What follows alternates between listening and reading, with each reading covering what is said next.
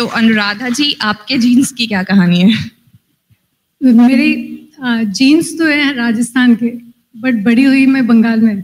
तो वहाँ मैं खड़गपुर आईआईटी में, मेरे पापा प्रोफेसर थे, तो हमने पहले से वही देखा कि बस एक आईआईटी जाना है, बस वही ख्वाब थे शुरू से। और फिर आईआईटी में पहुँच गए। आईआईटी में मैंने जब पूरी डिग्री की तब मुझे लगा बाकी सब लोग जब जाते हैं यूएस जाते हैं, तो मैं भी यूएस जाती हूँ। मैं भी सारे एग्ज़ाम्स लिख के फिर यूएस पहुँच गई। और यूएस जाके फिर पहले मतलब पीएचडी प्रोग्राम करने वाली थी। फिर मैंने एक मास्टर्स करके फिर मैंने कहा अब मुझे बिजनेस करना है, क्योंकि मुझे पहले से ही फर्स्ट ईयर सेकेंड ईयर से मुझे सडनली लगा कि जो नोबेल प्राइज़ मुझे चाहिए था, जो मैं बचपन में थी तब, वो तो नहीं होगा। तो अभी I think I am better at discovering myself in finding out what people want, तो I should do something in business. तो फिर जब यूएस गई और पीएचडी प्रोग्राम से फिर मैंने स्टार्ट कर दिया कि मास्टर्स करके अब बिजनेस स्कूल में जाती हूँ। फिर बिजनेस स्कूल गई और फिर ज्वाइन किया एक स्टार्टअप कंपनी। एक स्टार्टअप कंपनी में first time I think late 90s में था। तो उसमें एक स्टार्टअप कंपनी में ज्वाइन किया और मैंने ये देखा कि जस्ट 1.5 साल में कंपनी इतनी बड़ी हो गई थी। और उसको देख के मैंने कहा कि ठीक है, अब एक बड़ी कंपनी में ट्राई करके देखते हैं। तो वो सब हो गया। उसके बाद में मुझे लगा कि अब तो मुझे अपना खुद का कुछ करना ही है। And somewhere around that time मेरी आई ऑल्सो गॉट प्रेगनेंट। मेरी एक बेटी भी हुई और साथ साथ में वो भी हुआ कि एक नई चीज़ आ रही है, जीनोमिक्स, बायो इन्फॉर्मेटिक्स जो कहते थे। तो ये सब गूगल के पहले की बात है, मतलब 1998-99 की बात है। तो मैंने उस समय फर्स्ट टाइम मैंने सोचा कि ये बड़ी ही इंटरेस्टिंग चीज़ है कि हम सॉफ्टवेयर सब लोग सुनते हैं, Y2K उसमें प्रॉब्लम आ रही थी, लेकिन ये इंटरेस्टिंग चीज़ ये है कि इससे हम अपने ही शरीर में क्या सॉफ्टवेयर है वो पता कर सकते हैं। तो ACTGs जो होते हैं, जो हमारे DNA में है, वो हम उससे पता कर सकते हैं। तो मैंने 2000 में मेरी पहली कंपनी शुरू की थी, ऑसिमम बायो सॉल्यूशंस।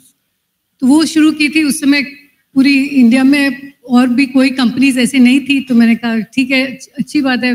बहुत मुश्किल से फिर वो खड़ी की थी, लेकिन 5 साल के अंदर मुझे एक ऐसा मौका मिला कि एक जर्मनी से एक कंपनी थी जो हमारी सबसे बड़ी क्लाइंट होने वाली थी, लेकिन सडनली उन्होंने कहा कि we are in financial trouble, will you buy अस?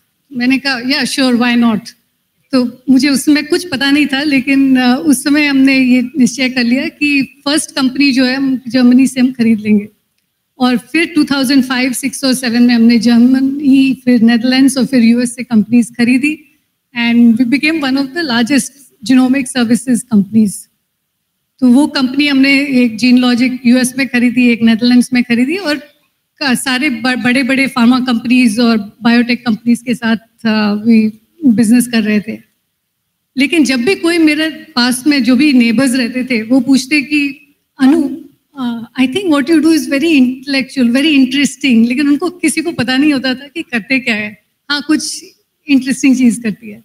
तो मैंने कहा कि we are doing so much for large pharmaceutical and biotech companies, क्यों ना हम अपने ही लोगों के लिए कुछ ऐसा करें, क्योंकि टेक्नोलॉजी अवेलेबल है, हम कर रहे हैं।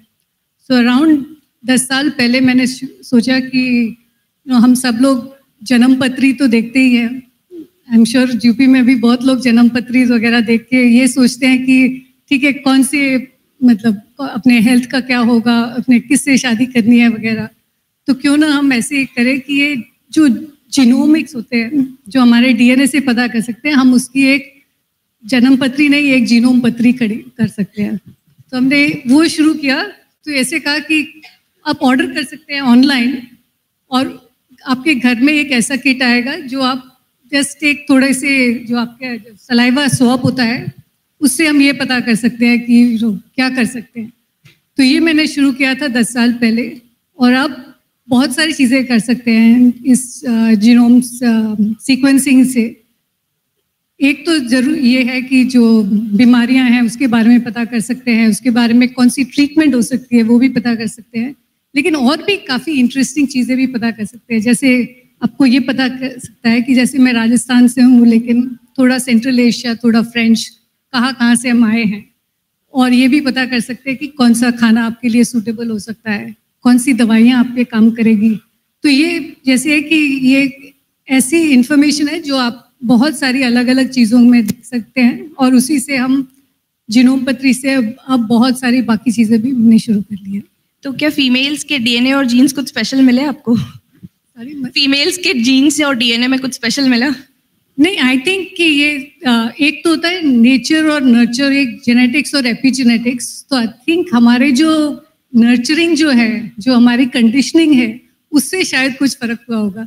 वैसे ही हमारे बीच में इतना लाइक जेनेटिक्स में इतना फर्क नहीं है। आई थिंक हमारी सोच, और अगर हम कंडीशनिंग चेंज करेंगे तो हम ये पता कर सकते हैं कि उसमें क्या है।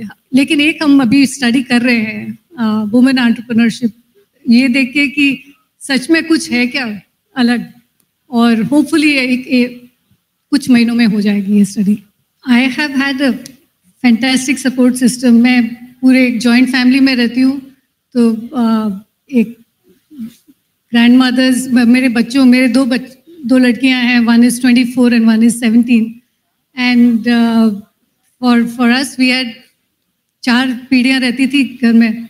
तो हमारे बच्चे, हम, mother in law, father in law and grand mother भी थी, जो इस साल उनका अनफॉर्चुनेटली वो after 102 she passed away. But ये हमेशा ये सबसे अच्छा रहता था, क्योंकि ग्रैंड पेरेंट्स को भी बहुत पसंद है कि वो बच्चों के साथ खेले, और दोनों डॉक्टर्स से, but they enjoyed doing that.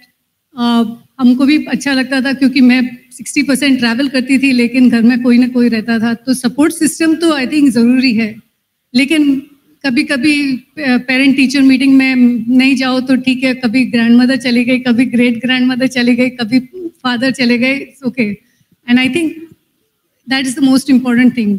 But other than that, I think I have not really faced much of a problem, because I think I enjoy delegation.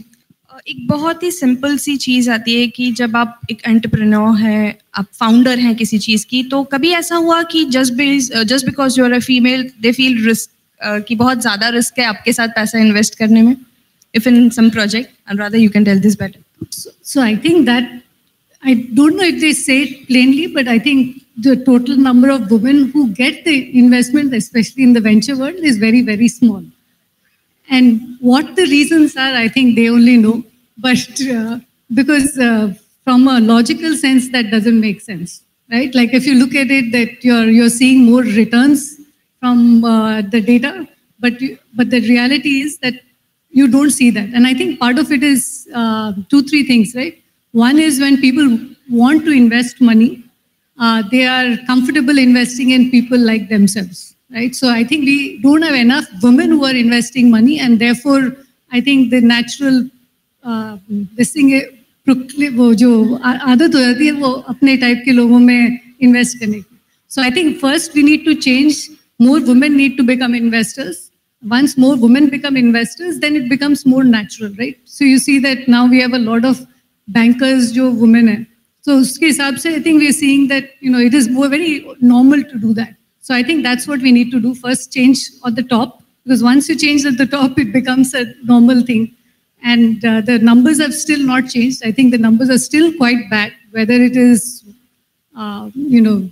sexism, ageism, whatever isms it is. But the truth is that is really there, and the data doesn't disagree. अगर आप ये video YouTube पर देख रहे हैं तो हमारे channel को सब्सक्राइब करें और बेल आइकन को दबाना ना भूलें। अगर आप Facebook पर ये वीडियो देख रहे हैं तो हमारे पेज को लाइक करें।